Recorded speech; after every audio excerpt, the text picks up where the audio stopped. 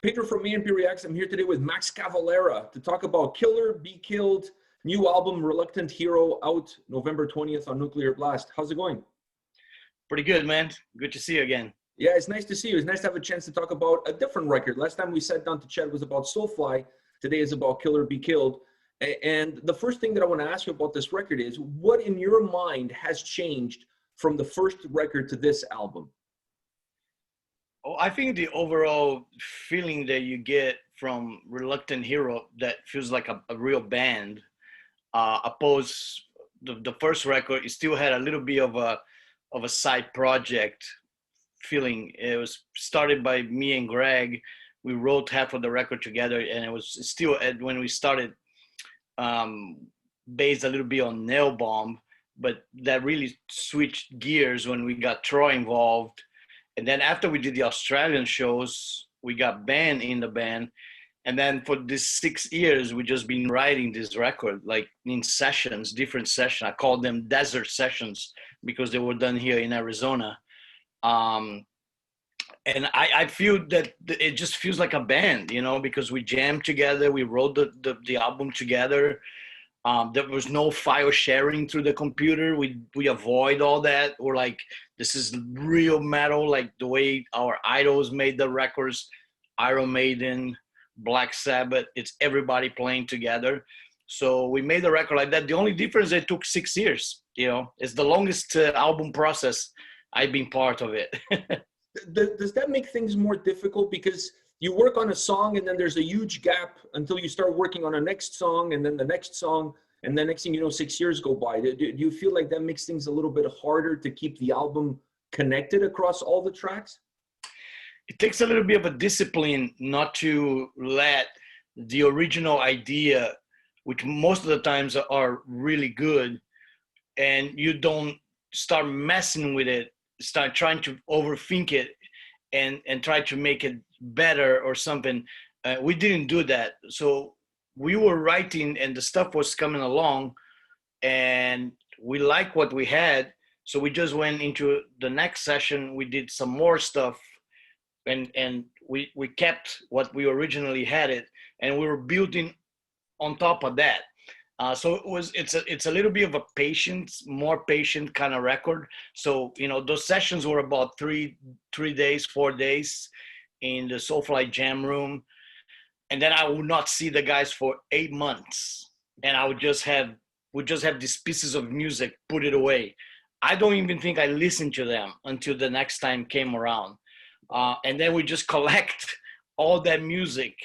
And then we went to the studio and record all the music first, and then there was another 6-month break, and then we put vocals on top of it. So very strange way to make a record. I'd never been part of anything like this. Very patient and disciplined, kind of. Also, you got to know when to say stop, it's over, it's finished, and walk away from it, you know. So I think that since the album got done, which was finished in January, I think I took a break of 4 months that I did not listen to the album like at all. And then finally, like last week, I got a copy of the final thing. I like to wait for to have the real thing in my hands, you know. Old school stuff. Put my headphones on, the ritual, the whole music ritual, you know. Yeah, going through the booklet and everything. And yeah, you know, reading the lyrics. And it was cool, man. It was like, yeah, this is awesome. Feels good. This is a good record. Did it surprise you a little bit, considering you went so long without listening to it and kind of distanced yourself from that process? When you sat down and you listened to that whole album, how did that feel? Like, did you discover some new things that you had completely forgot about it, or it felt like everything was in place? It felt really good. The coolest thing is that if you listen to it from beginning to the end without interruption, it really is a record that I feel that takes you to a different place. You know, it really takes your attention of what, it's kind of a nice break from reality, which is right now is all politics and riots and COVID. Yeah. It's like, enough. I want to get out of this. I want my head to go somewhere else, man. Like, I need a break from this stress. There's too much stress. So I think the Killer Be Killed album is perfect for that. It really it's a escape record.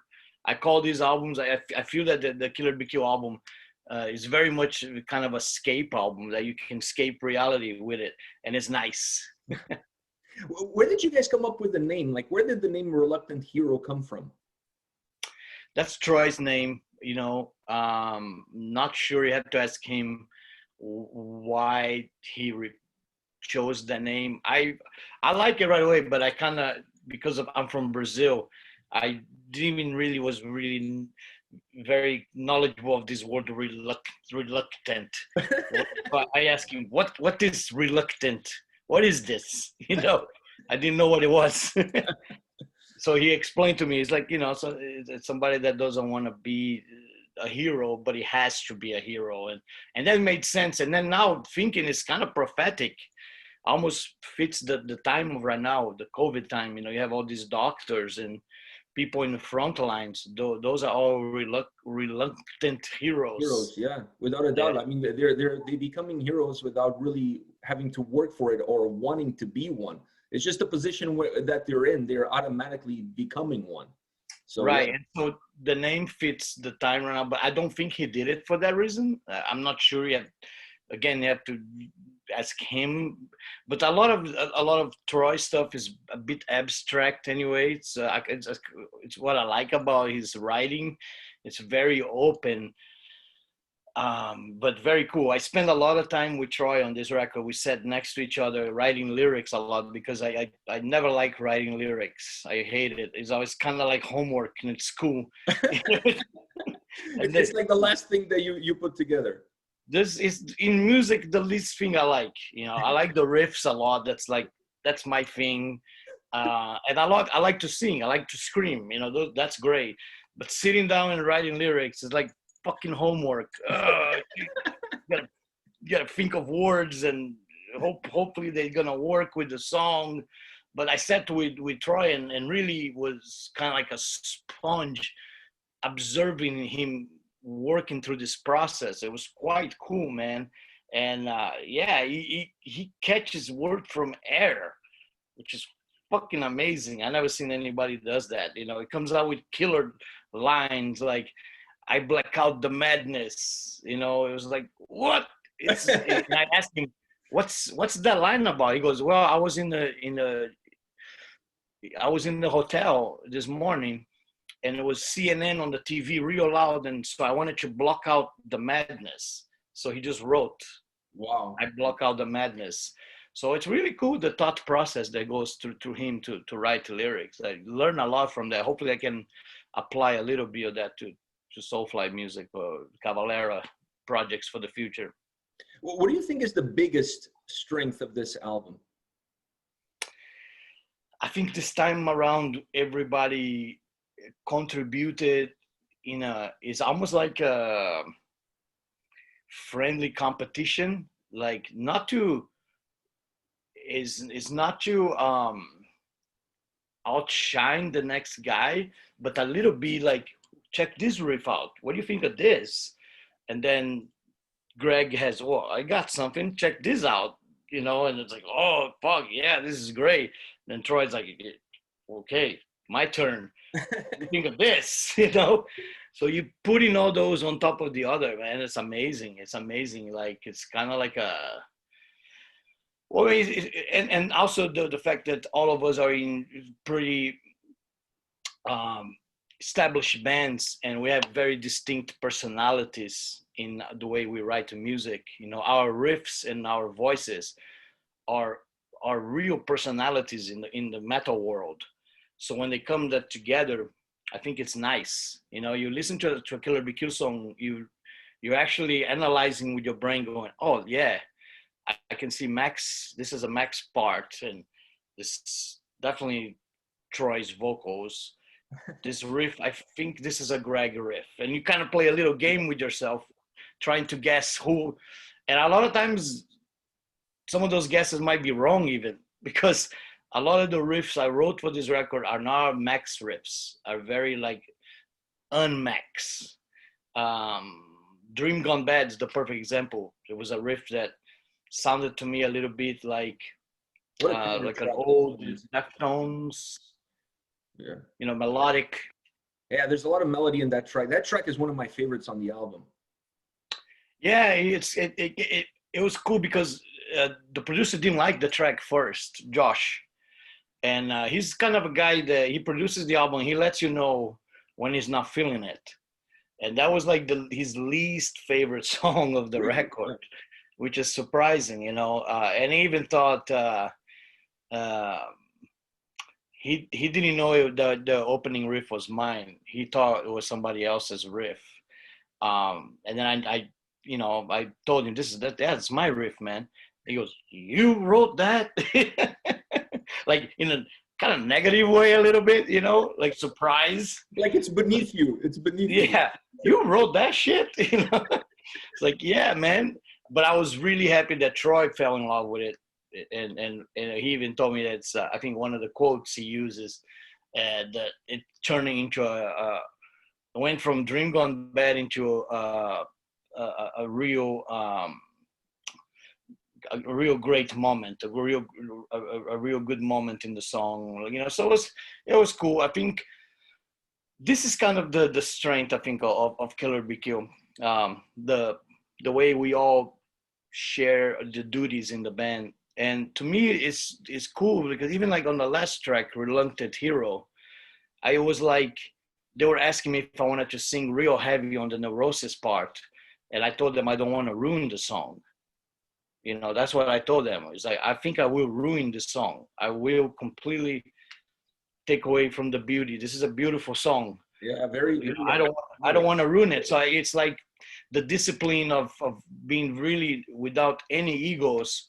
Be very honest with yourself and be like, I don't want to destroy the song. I think my personality doesn't really work really good on this song, and I'm okay not being that much part of it. So I wrote the chorus riff. I sing 2 lines on it, and it's okay. It's a good song. I did not ruin it. It's a great song. It's a very different song, but perfect closing for the album.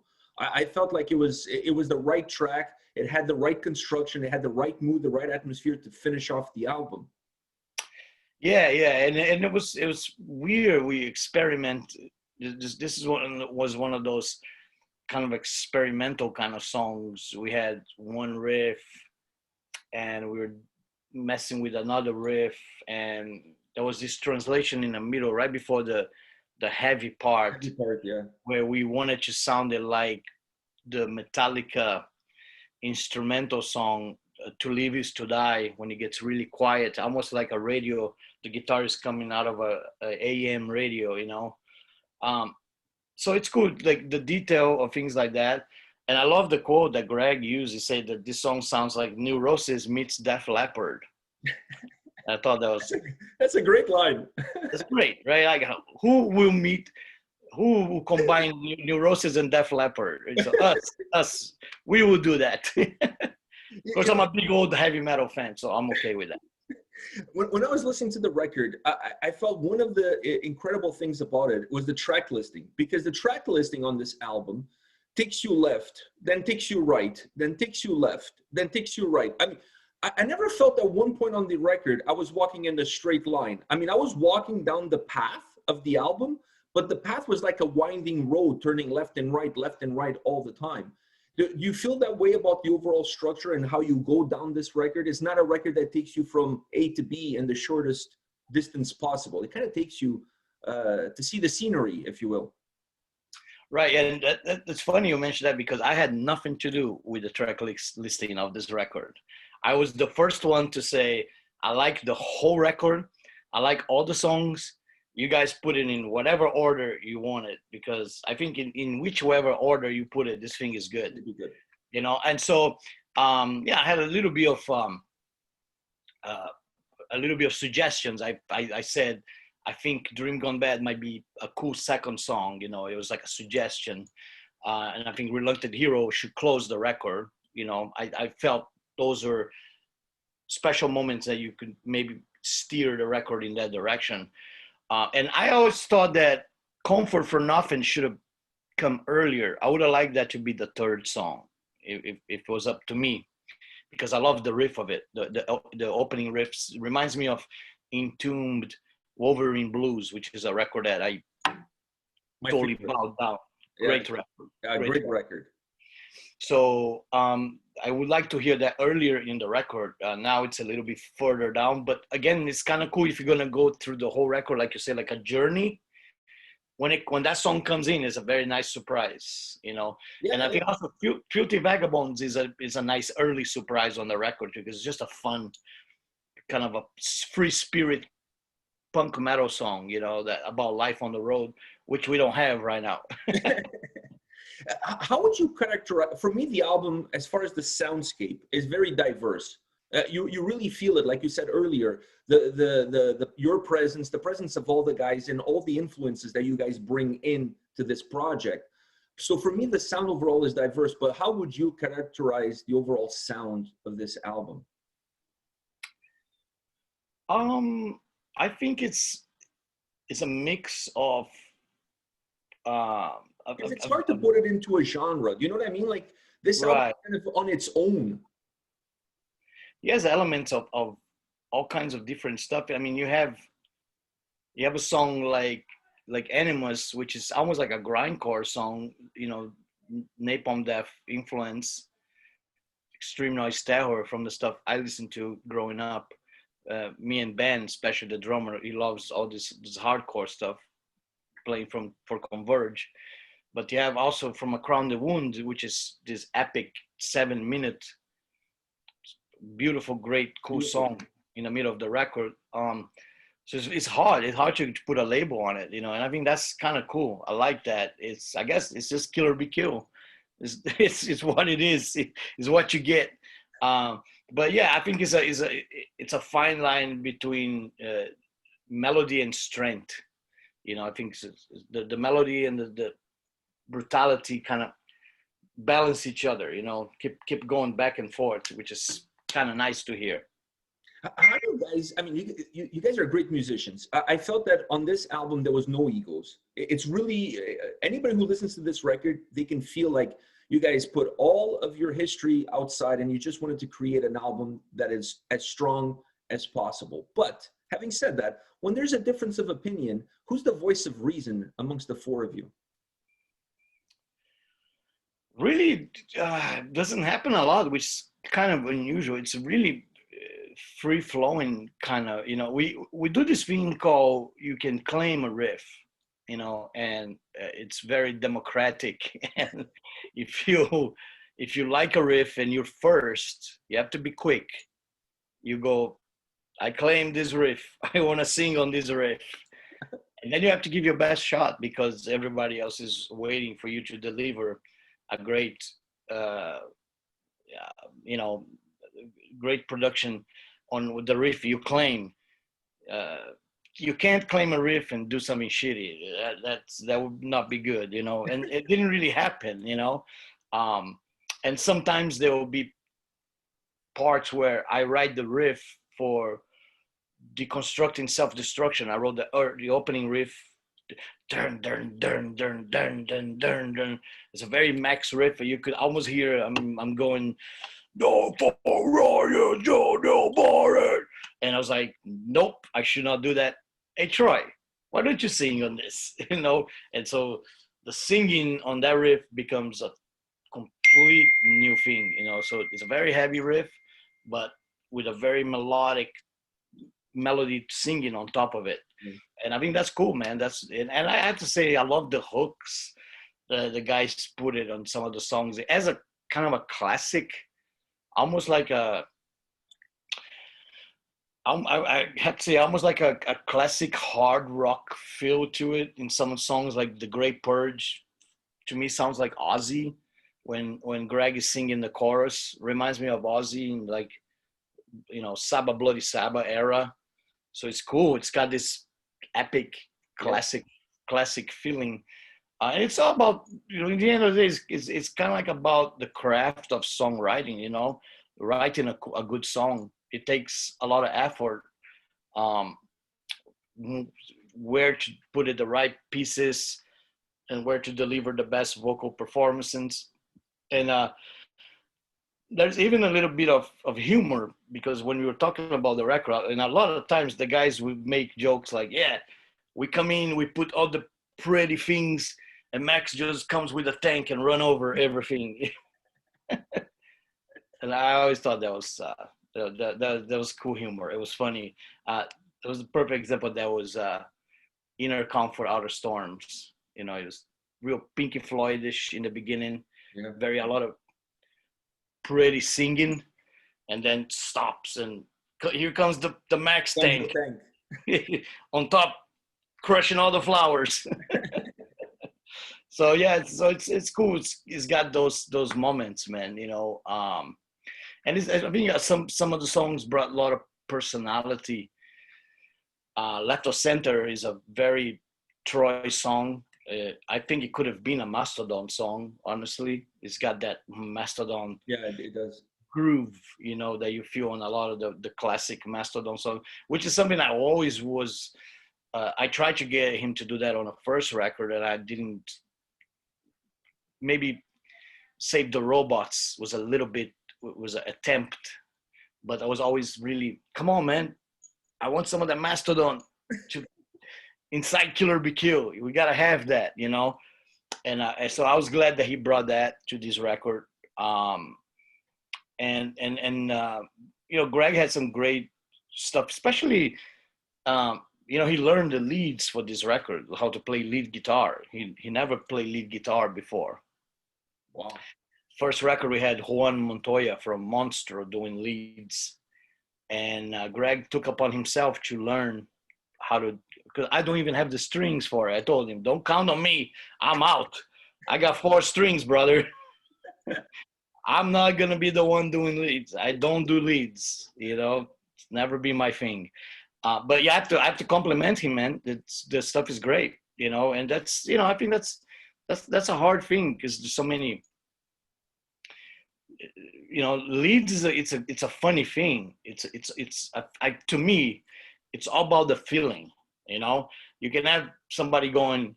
It sounds like you're choking a chicken. And it's cool, but if you do that on every song, yeah, it's repetitive. It's repetitive and boring. Yeah. Where I think the solos on this record sometimes are very short. They only go for 1 or 2 bars, and that's the beauty of it. You know, they're short but effective, and I think he chose the right moments to do it, and it did it right. You know, so it was cool.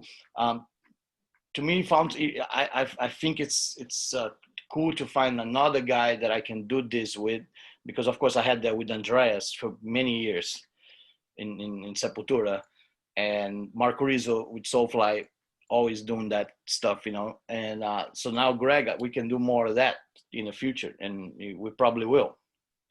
You said it was a long process to get this album done. Are the songs on this record the songs that you guys did, or did you discard a few along the way? No, the stuff, all the music is the music was recorded on the Desert Sessions. You know, in fact, the future, I honestly think we should put some of those out for people to hear, the practice jammings, because it's cool. It's very raw. They're recorded on cell phones. Wow. But you can hear the structure, you know, the song being created on the spot. Yeah. We didn't change much. It's more about laying out all the music first, and then the vocals come in. And there's some stuff that's funny, like Inner Calm for Outer Storms. There's barely any music moments. It's all vocals. It was like one lane vocals on top of the other. It became like, this is crazy. We should put some more music in this thing. But it kind of works. It's very intense, you know. It's intense, and I love I love some of the real mix of stuff. I work a little bit on the guitars to metalize it a little bit. There's a song called Dead Limbs. The opening riff, it was more like Bad Brains. Yeah. And I was thinking more of like Possessed, Seven Churches. And And so when I did that, the other guys were like, "Whoa, where'd that come from?" You know, it's the same riff, but it's crazy how you're playing this riff right now. And that's just my putting my own metal, you know, taste on it, because I love this stuff from, you know, Seven Churches and you know, Scream Bloody Gore, you know, all this Paul Muting stuff. So it was fun doing little jams like that, you know, little details. You know, you pay a lot of attention to details in this record, which to me is cool to do stuff like that. It's fun. What do you get out of Killer Be Killed that you don't get out of Soulfly or Cavalera Conspiracy? Most of it is a feeling. It's kind of a feeling, you know, of being part of something that's quite different from the normal stuff that I do. You know, my work with Cavalera and Soulfly, I love it, you know, and I always look forward to do more. But there is this kind of pressure of writing all the songs, write all the music, have to sing on everything, where I don't have that in Killer Be Killed. You know, like I said, sometimes I sing 2 lines in a whole song, and it's kind of like in the background, you know. And you don't have to do the lyrics. And I have somebody help me with the lyrics, you know. It's easier. It's an easier band to be part of it, for sure. But I mean, Greg mentioned that when he plays with Killer Be Killed, he feels young again. It's almost like a time capsule. I kind of feel like that when we play live. When we did the Australian shows, it felt great. It felt amazing. It was like, in a weird way, it was like going back to 1987 in Brazil and playing the early Sepultura shows, where it was really everything was new and exciting and fresh, you know. So I get that also from Killer Be Killed, which is this kind of like very pure excitement that you can't fabricate it. You know, it's there or it's not. You cannot make it. You know, it's a very organic thing, and Killer Be Killed does that. So I'm very anxious to see if we do more shows with this record, hopefully next year. I'm hoping so. I have one more question for you, and that is, in the metal world, do we have a reluctant hero? Yeah, I think there's several, you know. To me, top of my head, my wife Gloria, I think she's one of those reluctant heroes. You know, her whole life spent it over help, you know, all the stuff she went through, grabbing Sepultura from a nowhere band, and he really helping us become this massive worldwide phenomenon. Took a lot of work on her side, and I think it's amazing. And I think sometimes she doesn't get the credit, and I think it's a bit unfair also to some of the fans. You know, some people blame her for the split of Sepultura, which is, I think, is totally ridiculous.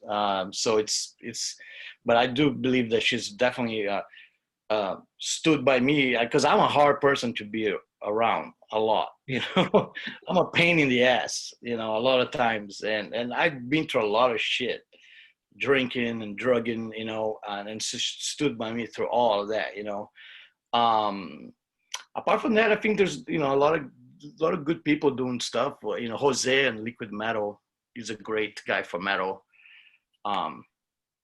Promoting on Liquid Metal as much metal as he can, spreading for the masses. You know, you guys doing your stuff are reluctant heroes. You know, yeah, man. You know, there's a lot of because it's hard. You know, we don't get you know, society doesn't really appreciate what we do.